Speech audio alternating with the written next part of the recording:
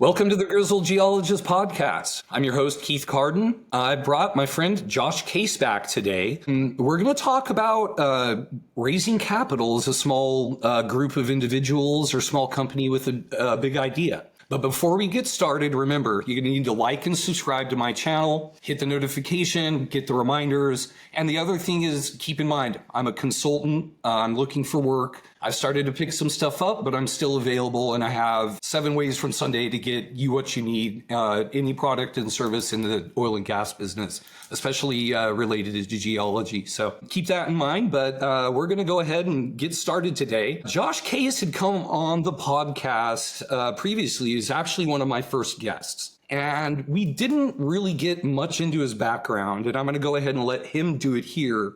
But he's actually a big deal in the renewable space. And he's a part of a lot of big projects, solar, among other things. He is a person that's actually raised capital in the space regarding the CO2 bricks that I've mentioned before. We'll get into that some more too. But thank you for coming on, Josh. Last thing, make sure you plug Sober Buzz and all of your stuff, because that's a big deal. He's a podcaster also, among about a million other things. But Josh, why don't you go ahead and just take it from here? Give a little introduction to yourself, what you do in this space, and then we'll start talking about raising money. Yeah, I appreciate you having me on again, Keith. Excited to be here. Thanks for coming. Yeah, so as you mentioned, I've been in the energy space, specifically renewables.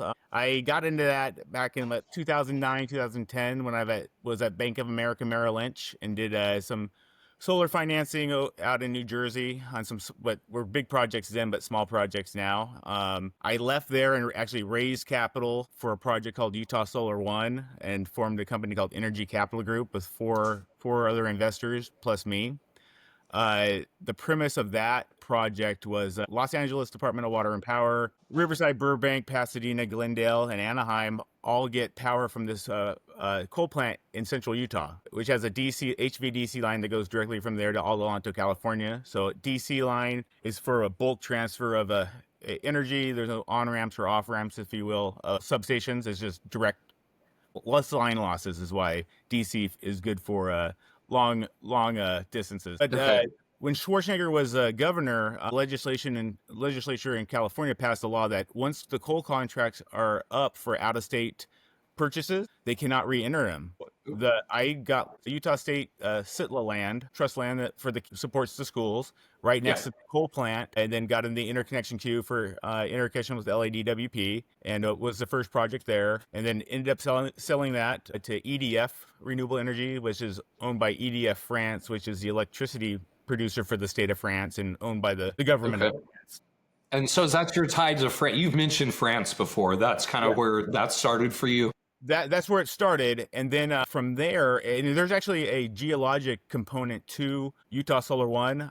There's a salt dome underneath the coal plant, and it's a solution mine. And what the solar project's going to do is power electrolyzers to make green hydrogen, which will be stored in the caverns to run the new gas plant that's just got installed there, and eventually it'll run 70% natural gas, 30% green hydrogen.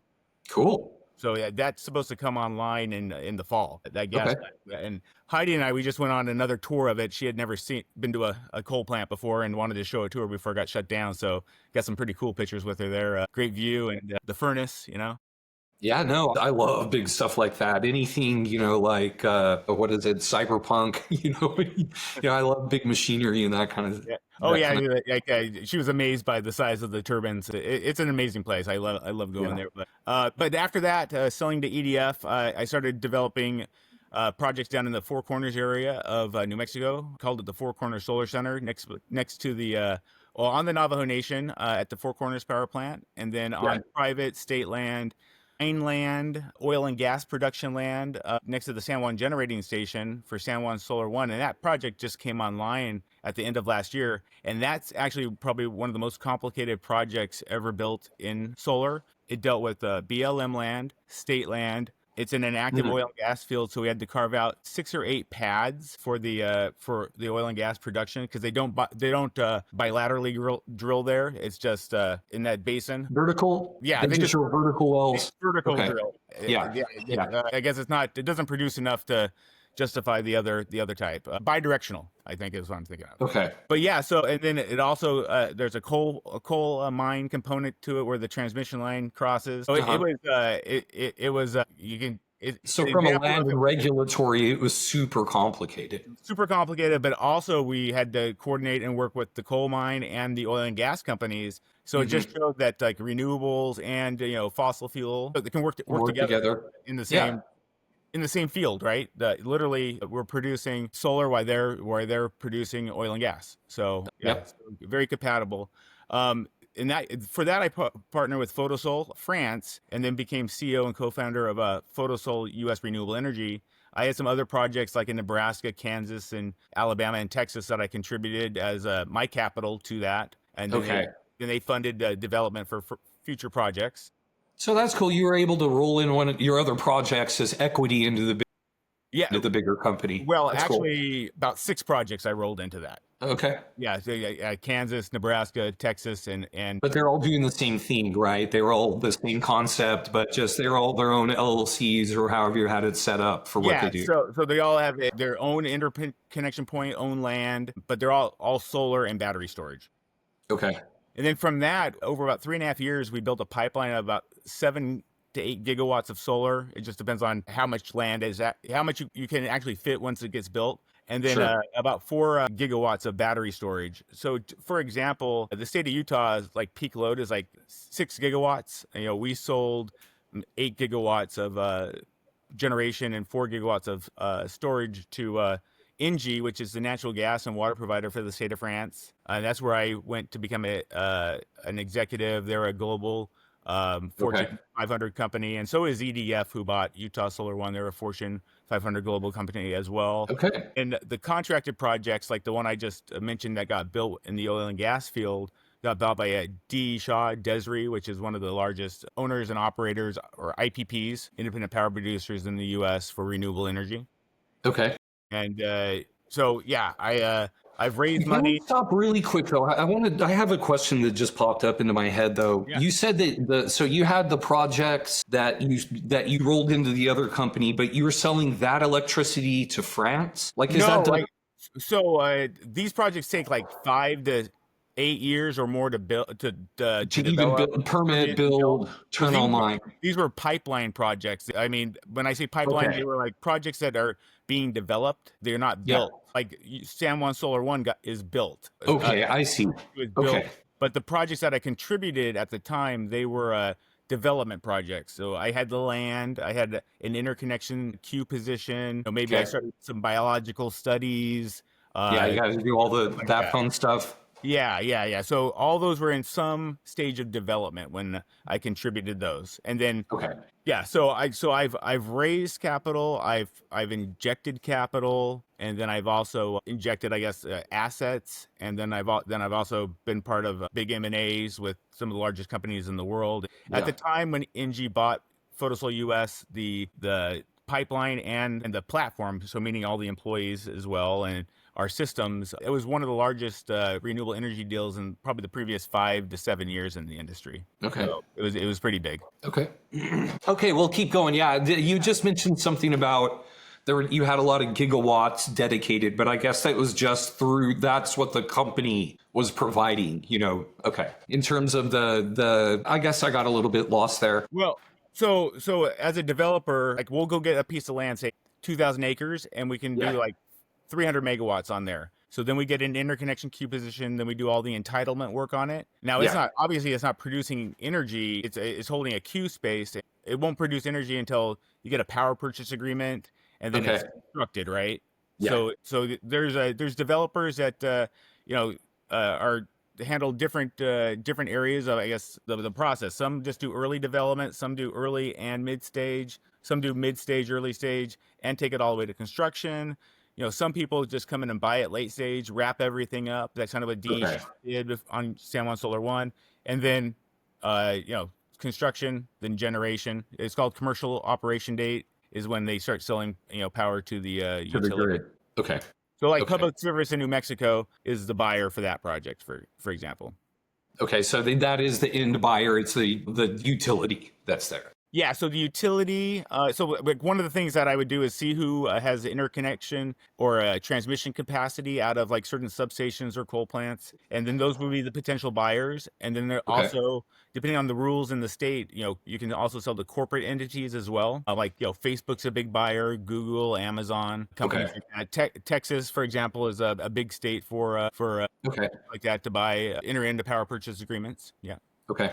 Well, Uh, very interesting. This is big scale stuff. And so, where did we leave off? Where did that turn into now? What have you yeah. got going that's new, and what you got going?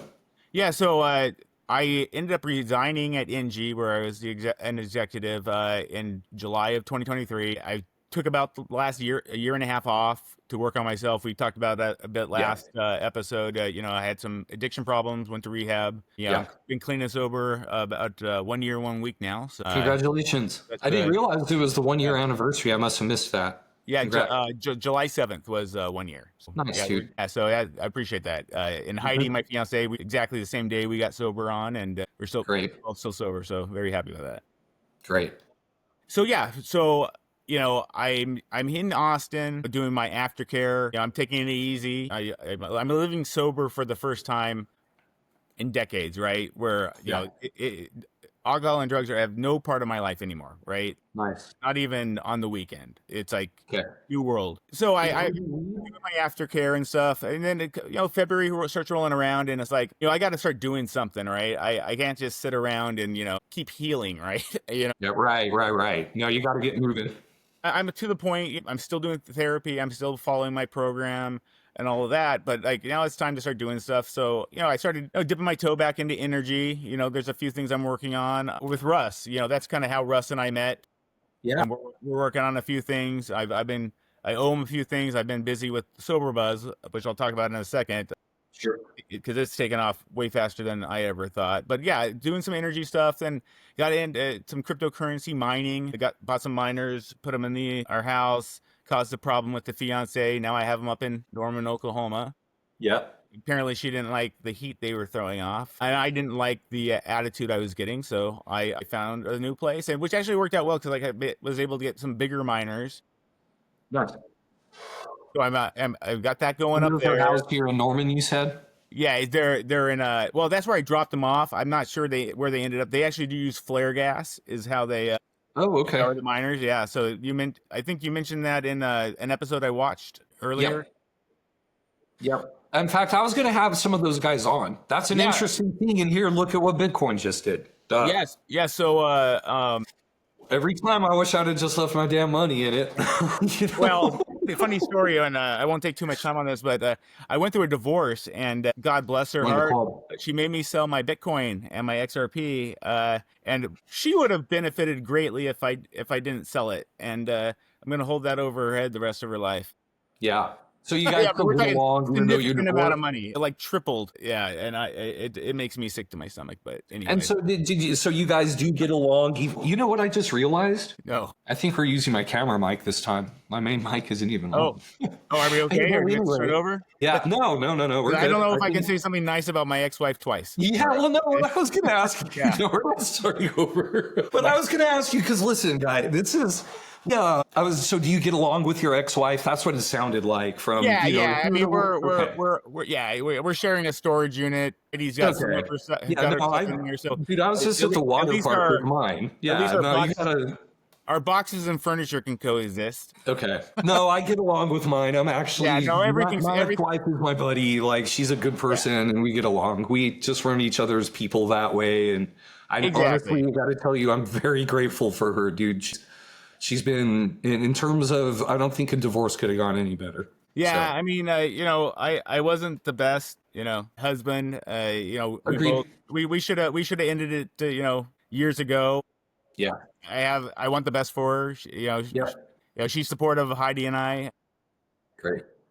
What I've heard from other people in their divorces, I'm pretty fortunate to. Yes. No, it's pretty rare. I can't complain. I know very few people that actually, but like I see mine every day. We have dinner, Oh, I don't know if I don't know. Yeah, that she's in a different state. Yeah, no. Every day would. Yeah.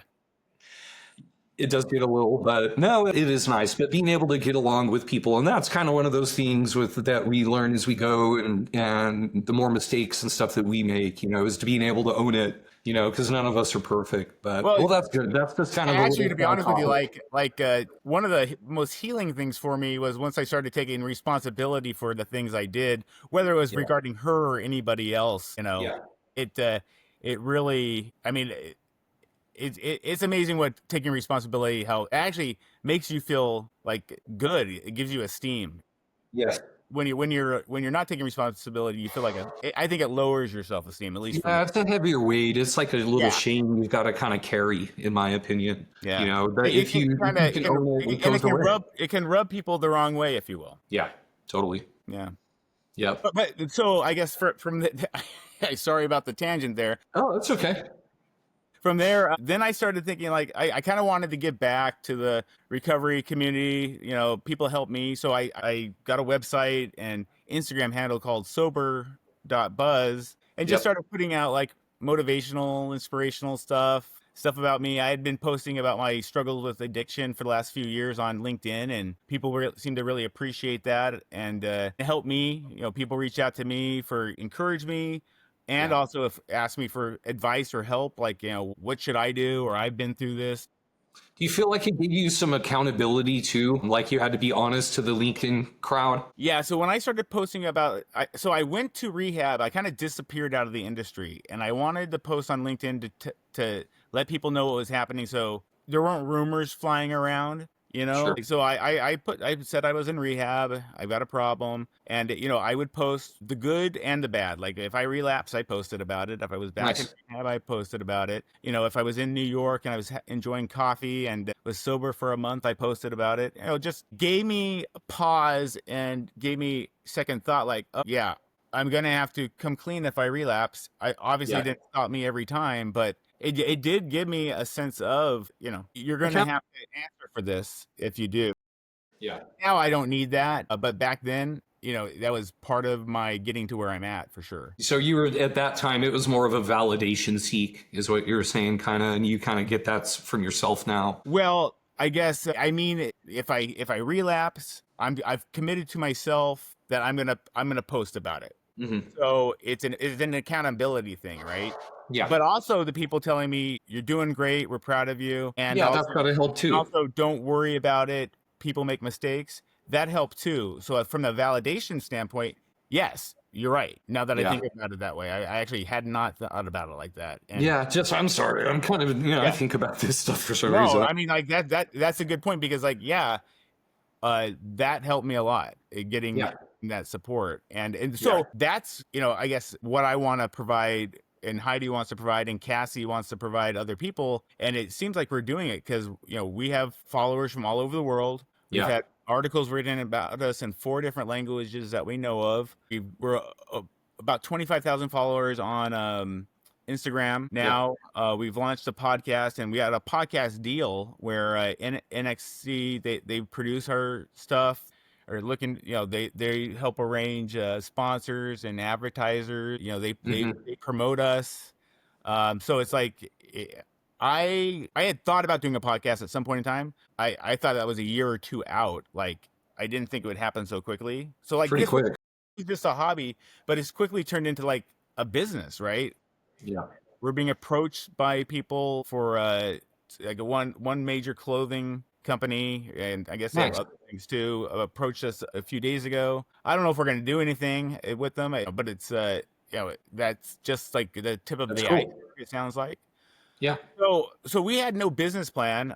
Just been funding this myself. I've obviously spent a lot more on it than I was planning when it was a hobby. That's the way it always starts. It doesn't matter what scale you're at. I got, Yeah, I was I've at got, Best I've Buy got, this morning, dude. Don't worry. yeah, I've got this lamp, three of these lamp things that shine light Yeah. on me. No. Yeah. Was I thinking I was gonna have anything like that? No, but I do. Me I'm wearing neither. makeup right now. Are you? That's funny. I need it. Heidi Honestly, puts makeup on me now. I should.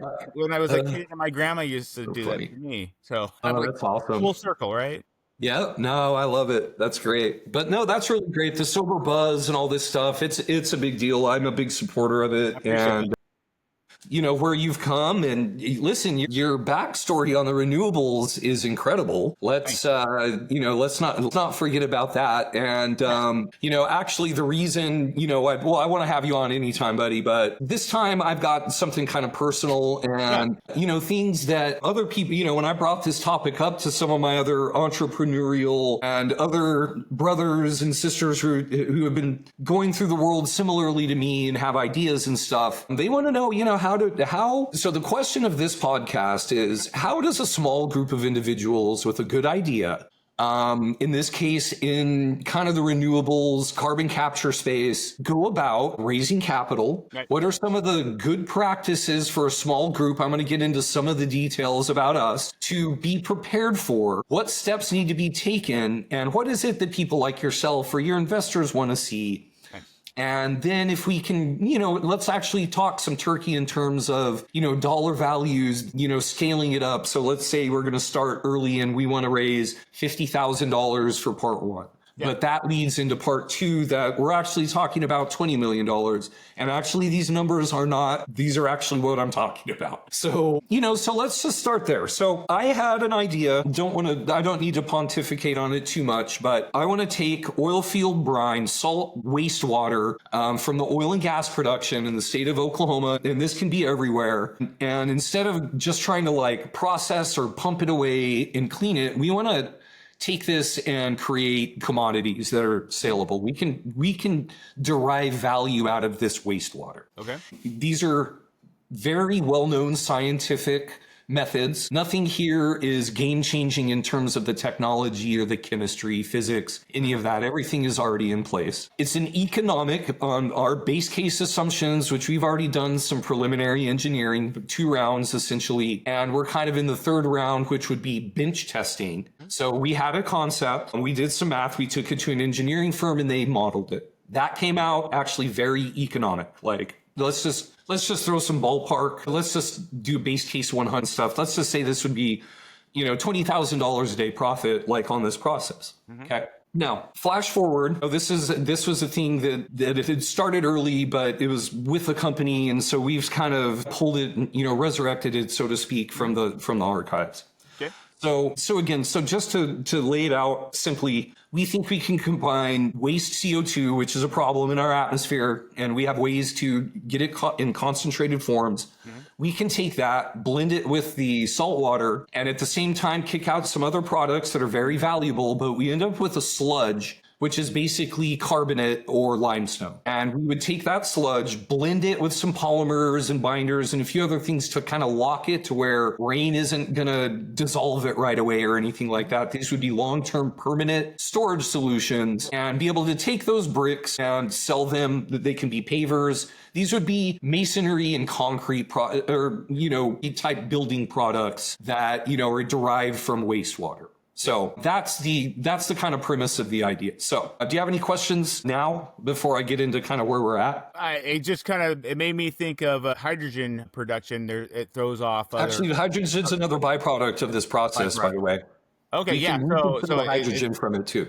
Yeah, so it sounds like similar to that process where, there's other things that are thrown off. I think ammonia is one of them. Things like fertilizer. And not so much in this case, but in the salt where you might be working, yes. Yeah. So I'm not a scientist, but I'm familiar with the process. Yeah. And the basic chemistry behind it and stuff. Sure. Sure. Okay. Well, so we've got a process that we think works. Now, it's an engineering deal. And so kind of what happened was I had a close friend of mine go to a CO2 conference, and it just sparked my memory of this thing. I was peak unemployed.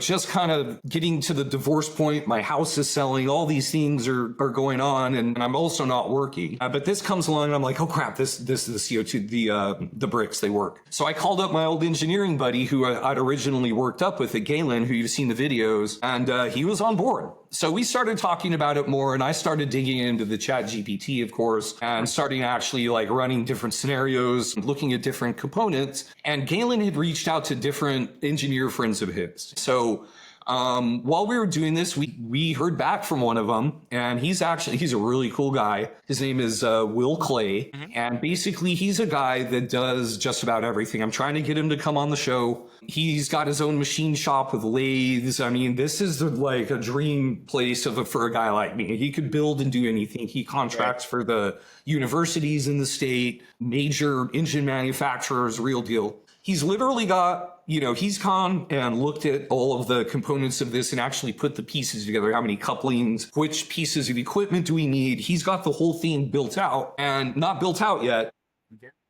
planned out, and we did it at the right scale. Like if you do it too small, it's not going to be representative. And if you do it too large, it's going to get too expensive, frankly. So I think we found the right point, and we are ready. He's got a facility with a space to house this. We've got connections. It would take 2 or 3 truckloads of water, probably. That's the kind of scale we're talking. So I think it's like 300 barrels in one of those big tanks. So close to 1,000 barrels flowing through this scaled down system. But then we're going to actually be able to see like what actually happens here. We're going to end up with the different byproducts. And it's basically a mini scale of what we plan on running out on location. And so here we're getting to the kind of ask of why I asked you to come on. That is, let's just call it $50,000. And that's not the number or anything, but between compensation and I'll tell you this, I did a litmus test on our engineer, and we were talking about the actual cost of this project, and my real litmus test was this. I asked him, basically it boiled down to is if he wanted cash or equity.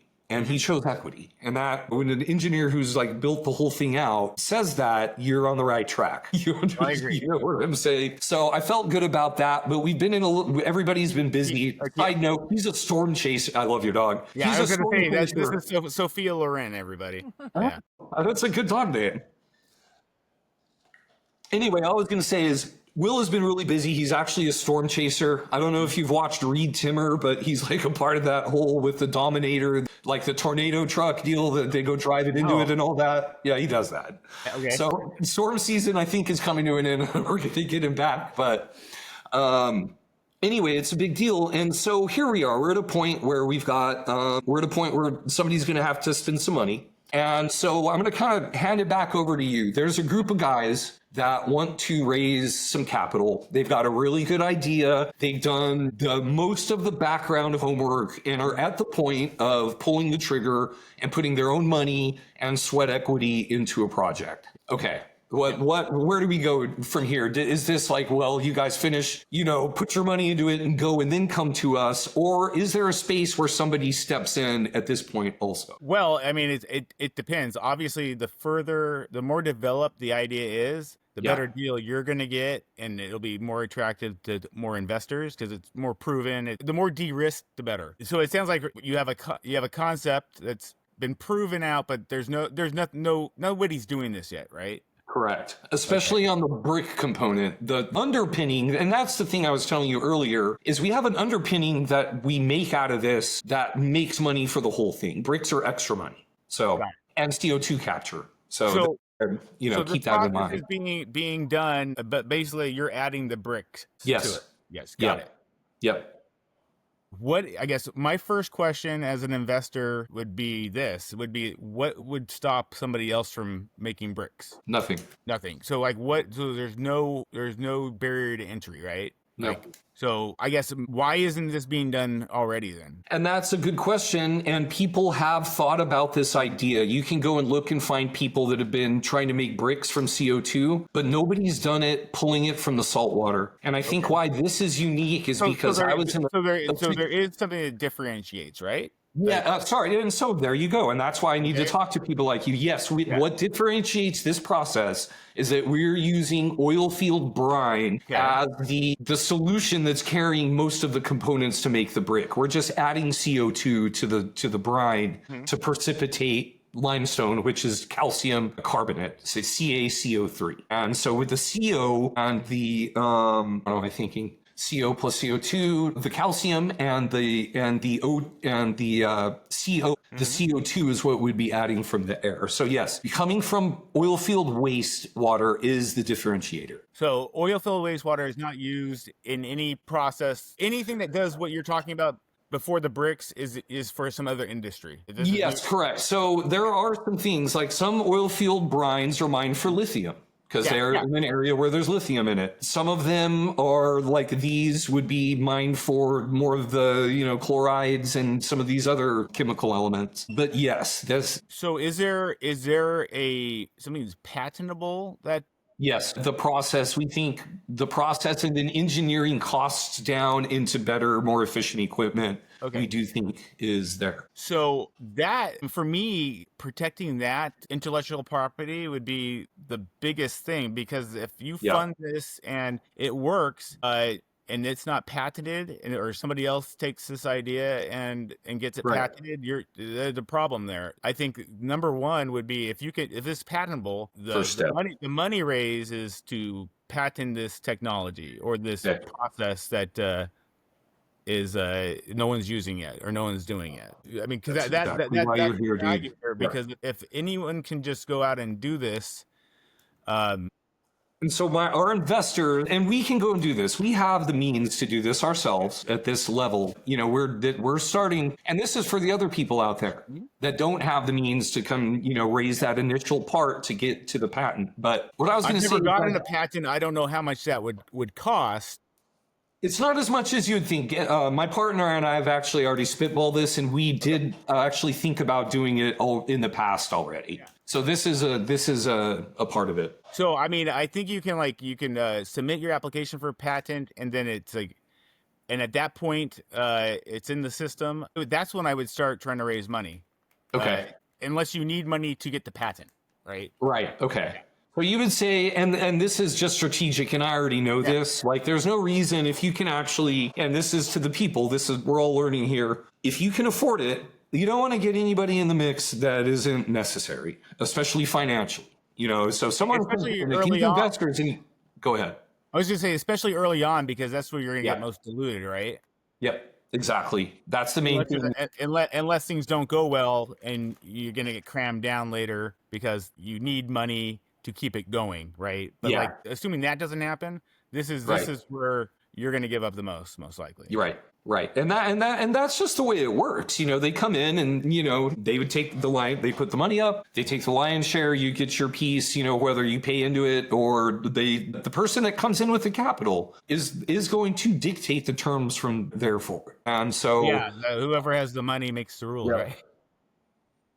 And so we're probably, Galen is the one that just, he wanted to spitball this idea here, but that is the main point, and that is the context. And you've already been helpful. If we did want to come, if we did want to raise money at this point, that's what you'd raise it on, is getting the patent, and then your partners are in. But here's the deal. I mean, like literally, if you guys came and pitched me, and I'd be like whatever you're asking for money on, I would be like, no, I don't want to do that. I want to do the patent. Yeah. And that's where the value is. And then move into the trial or whatever, the bench test. Yep, yeah, exactly. Test. Yep, exactly. And so that is, and again, that's one of the reasons I wanted to have you on, is that is the point we're at. We can actually do this ourselves. It's well within our means. But, again, it's something to think about. Is there, I would say, unless it was just somebody who absolutely believed in it and you could completely trust, it's better to keep it with just yourself at this point. So let's just say, okay, we're gonna put our money together, and at the end of the summer and early fall, we're gonna put our test together, and we're gonna run this thing. So let's just assume the good case, because we all know that it could fail, and we all know we're probably gonna have to pump more money into it.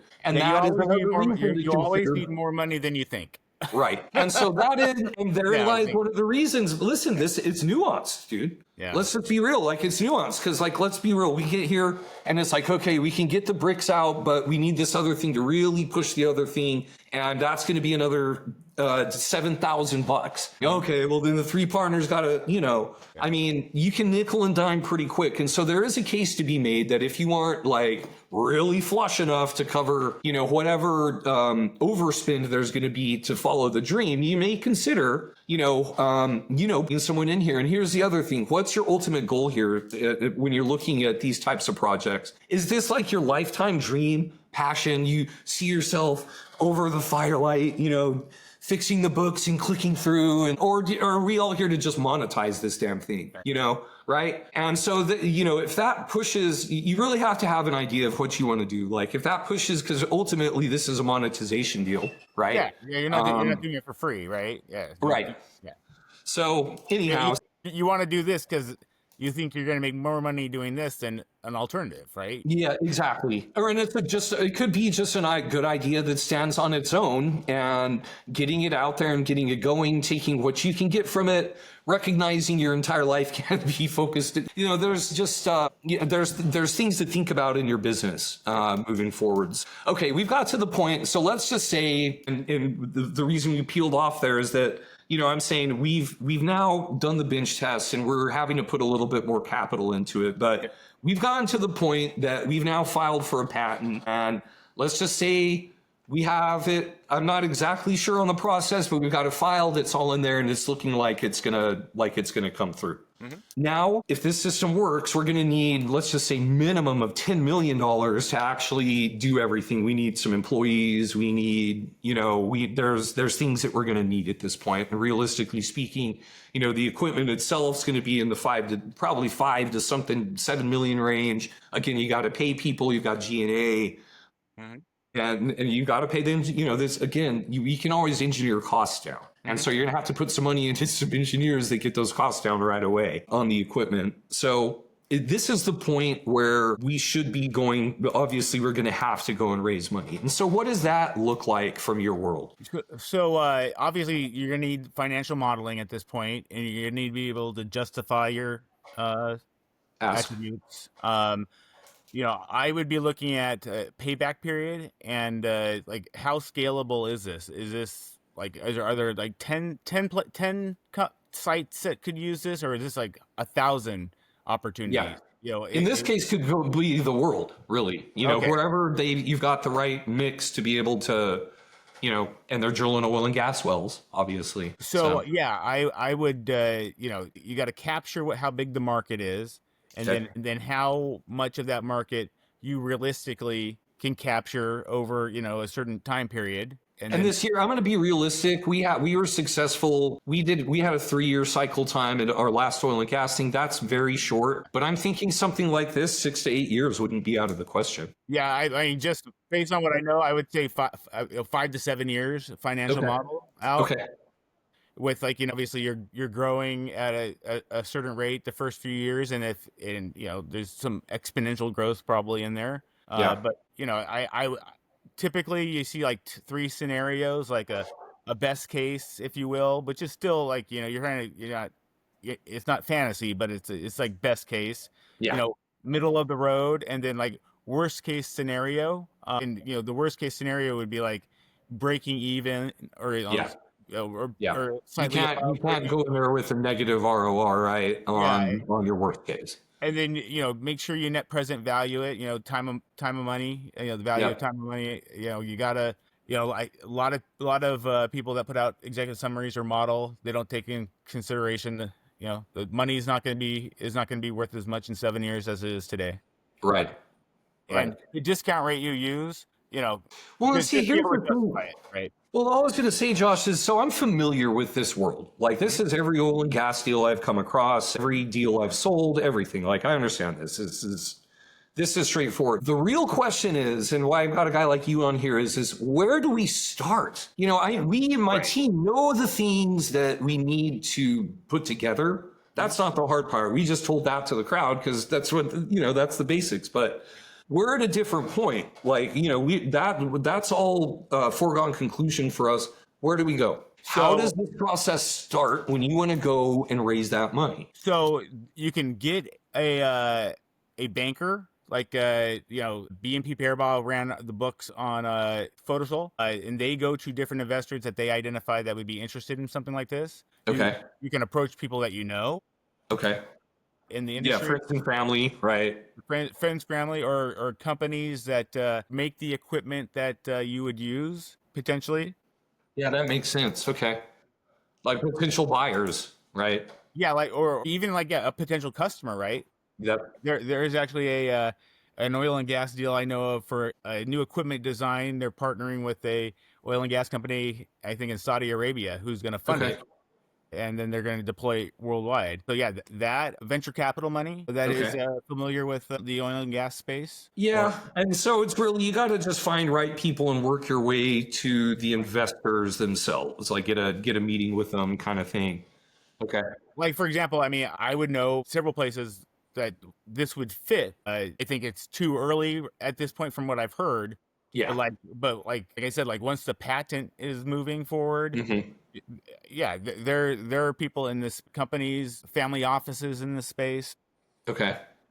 especially in Texas, right? Family offices are very active in oil and gas Yeah. stuff. Yep. Yep. Okay, so it's really kind of it's that type of path. You've just got to network, you've got to know a few people. And is there is there like an online way, how would you look for this kind of thing, say online, for example? I mean, Yeah, I guess there are investor networks online. LinkedIn. It would be like the first thing I would suggest. okay.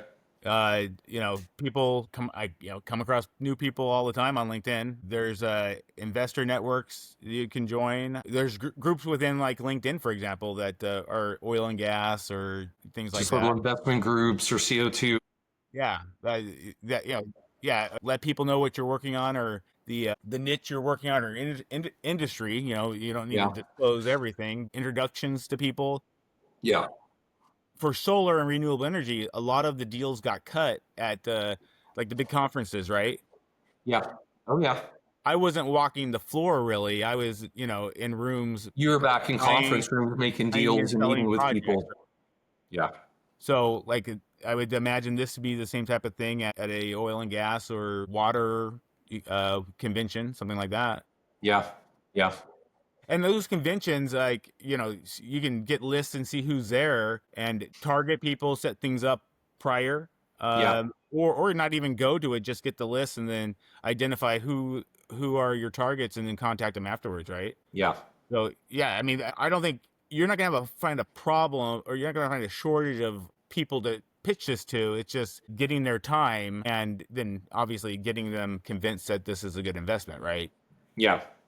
Well, so, and that's pretty straightforward. What I would ask you about this one in particular, I think just like kind of your dead honest opinion, does it sound like it's a good idea? What would you recommend that we do, like to just kind of, and listen, I know that this is kind of, where I'm putting this out on LinkedIn and YouTube or whatever, just kind of going thinking I'm small voice, not many people are going to hear it. Maybe we're going to have more positive feedback than negative, but we're right at that point where we're getting ready to pull the trigger. I feel like it's a risk I'm willing to take. Yeah. Maybe crowdfunding something like this would be good. So give me my like little. if you wanted to crowdfund, you'd file a CF with the SEC, but you'd be crowdfunding 5 million or under, or you Okay. could also go to like one of the online groups that raise capital under the SEC regulations. Like I bought a piece of a baseball team, a minor league Yeah, baseball you team. told me that. That's right. Yeah, that's what they did. They did a crowdfunding, filed Okay. the CF with the SEC, and And then raised. just do a big ad campaign, social media, everything. They raise, then people just sign up. Yeah, Okay. and and also in the local media there in Oakland, stuff like that. And Yeah. so something like that. I'm actually working on something like that right now for something else. And, it's about $50,000 to $100,000. Okay. That's what my lawyers quoted me. Okay. Yeah. Interesting. Well, it's really helpful. We've got some stuff to do, and I'll visit with you on the side. I'm supposed to meet up with these guys and get this fired up, but this has given me a few things to think about, and I feel like I've got somewhere to start and bounce some ideas off as we go along, and I really appreciate that. Yeah, no problem. Yep. Happy Yeah, to be on. yeah, well, we'll see what happens. It's a little cowboyish, and we're doing it. We're out here gonna put our money into it, I think. But I really appreciate your time. This is actually an exciting thing. I'm certainly glad that Russ put us together. Oh yeah, I am too. I guess I do have a question. It just came to me. Is there any water purification aspect of this? Like, is there? Yeah, that's a part of the component, and that's one of these things. Like, well, we've actually gotten really detailed with this, but there is some like there's information only we know. Yeah. But yes, there is a water cleaning component to this. It doesn't. So is it like potable water or is it gray water? I don't want to answer that for sure right now, but there could be a clean stream come Okay. off of it. Okay. One of the processes, it doesn't say we have 10,000 barrels a day, or even just scale it down to the 1,000. 70% at least is going back in the ground. Okay. Okay. But again, this is monumental. It always just 100% always goes back into the ground unless they're doing one of these things like lithium and these other things. But guess what? That water's still going back in the ground. There's not it's going in the aquifers, right? So I mean, well, they're not aquifers. They go back down into the deep oil and gas reservoirs. So they are separated from anything that we would ever touch as human beings. Gotcha. Yeah, So that's this an water, important distinction. so this water can't be used for like other purposes. It's got to be put back. This brine, in all cases, it's very rarely repurposed, and it is always pumped back into where it came from. Okay. And what we're saying is that yes, we do believe we will get a little stream off of that. That would be, like I say, over the process, over the big picture, that'd become a significant amount. If you were to end up with 10-15% of a clean stream of water out of that, that's different. That's a game changer. I'm not promising that. I'm just telling you that, yes, this process does have some clean water come off of it. The actual engineering and the bench test is going to tell us actual numbers. That you can don't have to pump back into the ground. That you can Correct. use. Yeah, correct. Now that sounds very interesting. Yes. Water is like gold, right? Like Yeah. a lot of these places that this is happening, they're very dry. Yeah. That's 100%. And so again, if we go back and rewatch the first episode, Gillen is really big on that cleaner water component. He's also talking about using, and see, that's the thing, Josh, this is bigger than just the bricks. Like this turns into a multiple. If we have the Bitcoin miners there also, Galen thinks that we can use those, the heat off of those and this other technology, we can actually concentrate CO2 right there from the atmosphere, and we're getting close to direct air capture. You can ask my fiance how much heat those throw off. Yeah, I know. That's what I'm saying. Like, so what we really want to do ultimately, Josh, and that's really, and I'm glad we got to this right here at the end, is that's what we're getting at, is that like, this is something that we really do see that can build and grow engineering wise, where we do use new tech, like we put them next to data centers also, or next to where we've got the Bitcoin miners and the flare gas. And, you may be able to do some stuff with this that a lot of people didn't think. And so we want to get started. We're going to do what we need to do to get to the patent. And once we're there, I think the sky's the limit. I would say like the versatility of this and how many solutions is here, right? It's not just one thing, right? Like actually, the bricks that's kind of cool and all, but like, the clean water. Who's excited about bricks? Nobody. But it is a thing. And, if people did, and I do think that if they were marketed properly, like, hey, that's what these bricks are, and they're the same price as your other bricks, I don't know. Have you thought about adding coal ash to the emulsification process? Because coal ash, that's what is put into concrete and makes it like super strong, because the structure of the whatever, I am not as a particle. But now it's like nanoparticles. Yeah, so and there's coal ash at every coal plant, right? Yep. Some of it is sold to be put in with concrete. Like there's a mall in Utah built with it, roads and things like that. But like if you could combine getting rid of the coal ash into this, that's a whole nother thing, maybe. That's what we want to do, Josh, and that's kind of what I'm getting at. Yeah, we have a basic thing. We understand ROIs, we understand, the NPVs and all this stuff on it. We've all been doing it. We get that part. Yeah, how do you get with people that are interested in growing something like this? You see what I'm saying? And being able to help capital-wise. Like, maybe a piece and say it's maybe not for me, but for one of the other guys, it's a job. Right. This is, they're part of the equity piece is just being able to have a job working on this. Right. So anyway, this is I want to talk more with this about this with you. But the next time I actually want to bring Galen and Will on with me and have a fully more fleshed out. We'll have have sent some of the schematics and maybe even have started to build stuff at the shop. You know what I mean? Can I bring some backup too in case? No, I'm just kidding. Absolutely. Absolutely. Yeah, you want to get in? Come on. Well, that's awesome, Josh. We ran for about an hour and we were on the phone before that, so we probably better get going. But do you have any words of wisdom? You want to do a little sober buzz push or anything you want to leave us with? Yeah, if we are putting new episodes out of Sober Buzz every Monday and Thursdays at 1 p.m. Central Time on YouTube. We're on all the major podcast platforms from iTunes to SoundCloud to Spotify, Amazon Audible. I probably believe in there's at least a dozen I've seen so far. We're in Europe too, if you're interested on several of those platforms. We're posting a lot every day on our Instagram where we engage with most of our followers. It's that's at Sober Buzz Token. At Sober Buzz Token is Instagram, Facebook, and X, but we're mainly on Instagram.